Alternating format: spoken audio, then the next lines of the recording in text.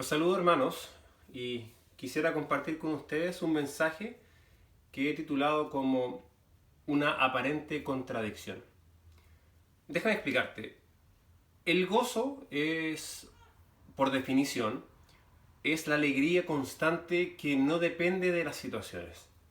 Y nosotros como creyentes somos llamados por Dios a tener gozo, no importa las dificultades que tengamos. No importa que estemos bien, estemos mal, por así decirlo, anímicamente, el Señor nos manda a tener gozo, a tener esta alegría constante, no importa las situaciones.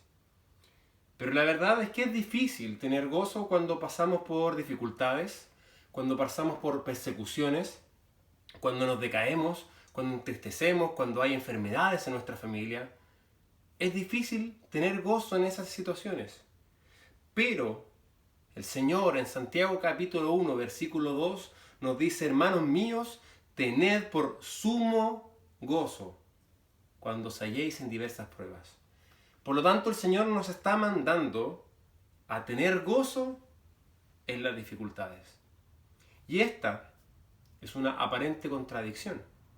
¿Cómo puede ser que el cristiano esté feliz, tenga gozo en medio de los problemas? Y el día de hoy yo te quiero enseñar 3 razones por las cuales el creyente no solamente puede, sino que también debe tener gozo en las dificultades. Número 1.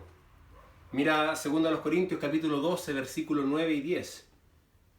Dijo el apóstol Pablo: y me ha dicho, bástate mi gracia, porque mi poder se perfecciona en la debilidad. Por tanto, de buena gana me gloriaré más bien en mis debilidades, para que repose sobre mí el poder de Cristo. Versículo 10.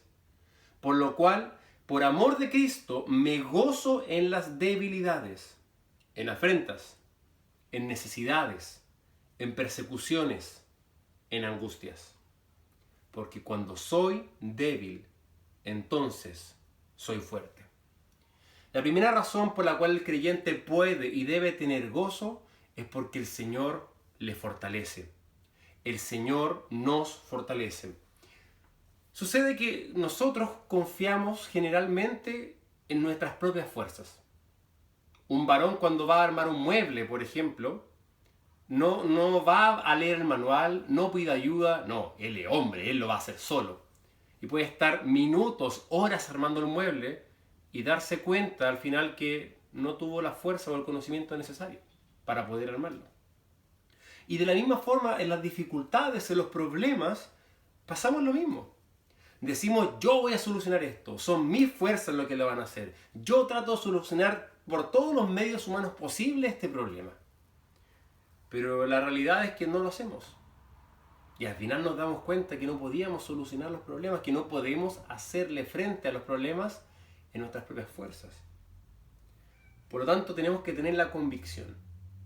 La convicción de que tú y yo, hermano que estás escuchando y hermana, necesitamos una ayuda externa. Necesitamos que alguien más nos ayude.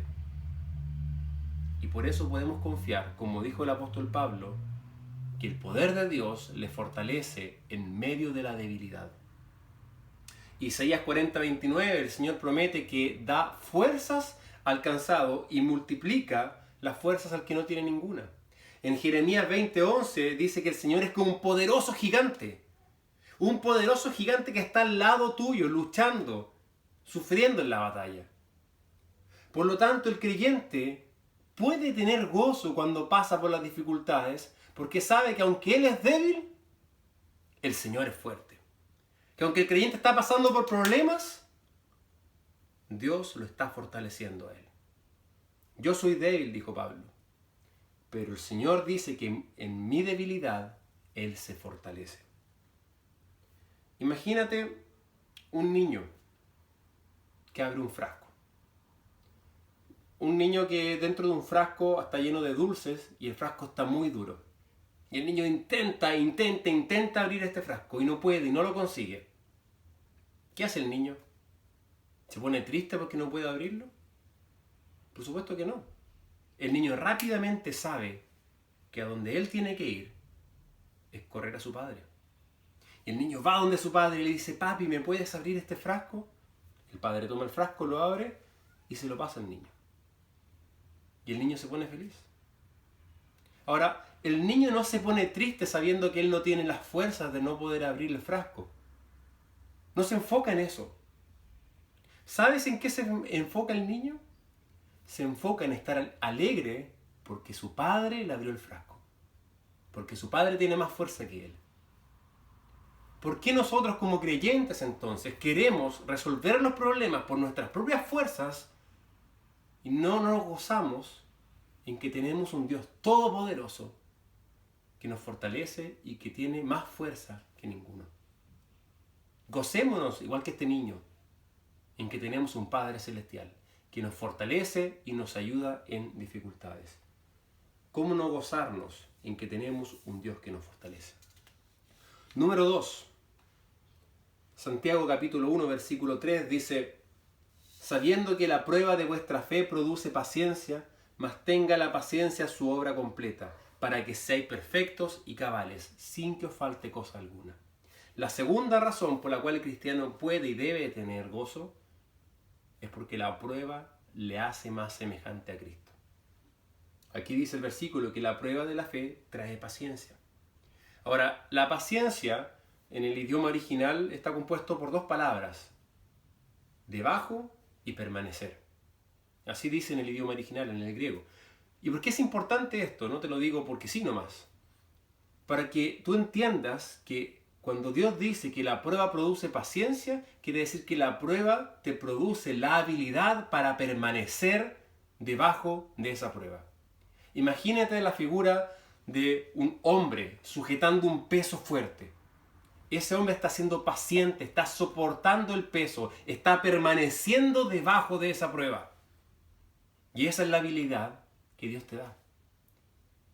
La razón de las pruebas, entonces, la razón de la prueba, la razón por la cual Dios te coloca pruebas y tú tienes que pasar por pruebas, es para que aprendas a soportar las dificultades. ¿Y para qué? Dice la Biblia, para que tenga la paciencia su obra completa y seáis perfectos y cabales.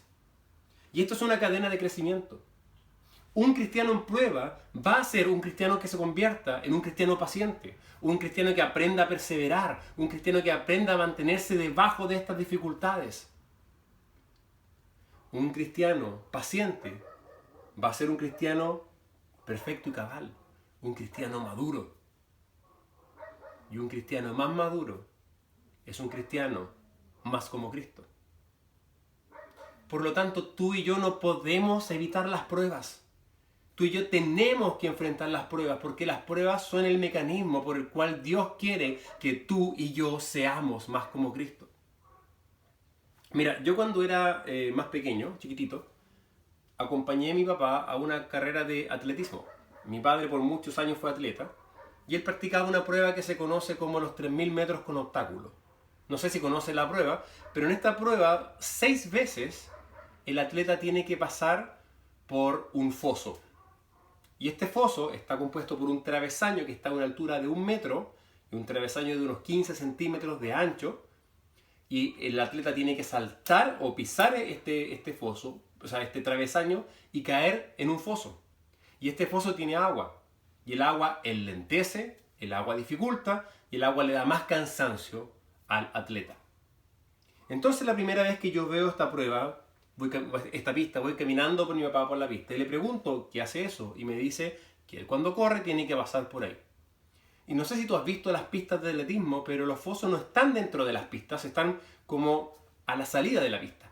O en algunos casos están como por dentro de la pista, en un desvío. Entonces yo le pregunté, pero papá, ¿no es más fácil? ¿Para qué pasas por este foso? ¿Por qué no pasas por al lado? Si es mucho más fácil, hay un camino por aquí. No, me dice, no puedo. Porque como atleta que corro esta prueba, se me ha delimitado el camino y está marcado el camino por el cual tengo que pasar. Y si quiero terminar la carrera, tengo sí o sí que pasar las veces necesarias por este foso. ¿Y eso te cansa? Sí, me cansa. Pero es necesario si quiero terminar la carrera. Tú y yo somos iguales. Somos atletas en esta carrera. Y el Señor ha determinado ciertos fosos en nuestra vida, ciertas aflicciones, ciertas pruebas que no podemos sortear, que no podemos pasar por el lado, que tenemos que cruzarlas, tenemos que enfrentarlas si es que queremos terminar la carrera, si es que queremos ser más como Cristo. Y como buenos atletas tenemos que enfrentarlas. Por lo tanto, ¿cómo no tener gozo en una dificultad sabiendo que tengo la certeza de que a través de esa dificultad soy cada día más como mi Salvador? Soy cada día más como Cristo. Gózate, hermano. Gózate, número 1, porque el Señor te fortalece. Y número 2, gózate porque a través de esa prueba eres más como Cristo. Y lo último, número 3, gózate por el galardón que Dios te da. Lucas capítulo 6, versículo 22.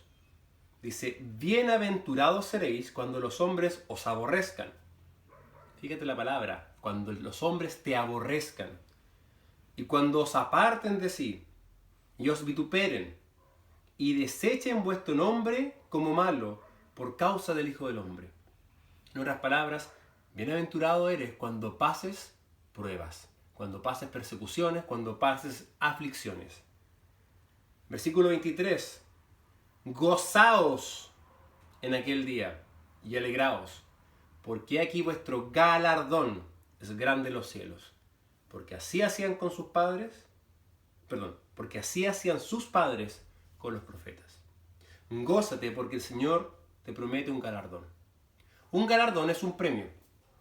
Un premio que generalmente, de acuerdo al diccionario, es honorífico y se concede a alguien por sus méritos o por haber prestado determinado servicio. Por ejemplo, un medallista olímpico se le da un galardón, se le da un premio por haber completado la carrera y haber terminado en primer, segundo o tercer lugar. Un estudiante, luego de estudios, luego de dar su examen de grado, le dan un galardón por sus grandes notas, un premio por estar en distinción, por haber terminado con honores su carrera, su título académico. A un militar, por prestar servicio a su país, le dan un galardón, le dan una medalla. Y el Señor promete que nosotros como cristianos, cuando pasemos por pruebas, incluso cuando seamos perseguidos, vamos a tener un galardón divino. Dios promete un galardón divino a quienes soportan la prueba. Ejemplos tenemos muchos. El mismo Señor Jesucristo, los profetas. ¿Cuántos profetas en el Antiguo Testamento no sufrieron, no lloraron, no fueron perseguidos, no fueron asesinados, no fueron encarcelados por causa de predicar el nombre de Dios? Pasaron pruebas, pasaron dificultades, pero ellos se mantuvieron firmes. Los apóstoles, a quienes el Señor Jesucristo les dice este pasaje, ¿acaso ellos no pasaron dificultades? De los 12 apóstoles, contando Matías, y 13 si quieres contar a Pablo, todos ellos murieron por causa del Evangelio. Desterrados, decapitados, crucificados, aserrados, pasados por espada. ¿Y cuántos creyentes a través de la historia? Recuerdo uno que se llama Policarpo de Esmirna, quizás los ha escuchado. Fue pastor de la iglesia de Esmirna en el año 150 después de Cristo, la que se menciona en Apocalipsis. Y él, como creyente y ciudadano del imperio, lo tomaron preso y le dijeron que tenía que negar a Jesús, o que si no iba a morir, ser echado a las fieras. Policarpo dice esta frase: 86 años le he servido a él y él nunca me ha hecho daño. ¿Cómo entonces yo podré blasfemar a mi Rey y mi Salvador? Policarpo terminó muriendo por su fe. Policarpo soportó la prueba y no negó al Señor Jesucristo y recibió un galardón. ¿Cómo entonces no tener gozo ante la promesa de que a través de las persecuciones, un tipo de pruebas, yo voy a tener gozo? Yo voy a tener un galardón. ¿Cómo no tener gozo por eso? Para concluir, hermano, el cristiano tiene que tener gozo. No importa la situación a su alrededor. Tú debes tener gozo, no importa la situación. E incluso cuando pases por dificultades te puedes gozar. Te puedes gozar porque tienes un Dios que es todopoderoso, que te fortalece. Te puedes gozar la dificultad porque tienes un Dios que te va transformando cada día a ser más como su Hijo Jesucristo. Y te puedes gozar porque tienes un Dios que te promete un galardón al pasar la persecución. ¿Cómo entonces no gozarnos en las dificultades? Y no te digo que sea fácil, yo sé que es difícil. Cada uno de ustedes quizás ha pasado en alguna prueba, o quizás está pasando una prueba, o quizás esta pandemia para ustedes es una dificultad, es una prueba. Has tenido dificultades en la iglesia, en tu casa, en tu trabajo. Pero te pregunto, ¿crees que lo que estás pasando actualmente es motivo para no tener gozo? ¿Cómo no tener gozo después de todo esto que hemos visto, que la palabra de Dios nos insta? De hecho, el Señor nos manda a tener gozo.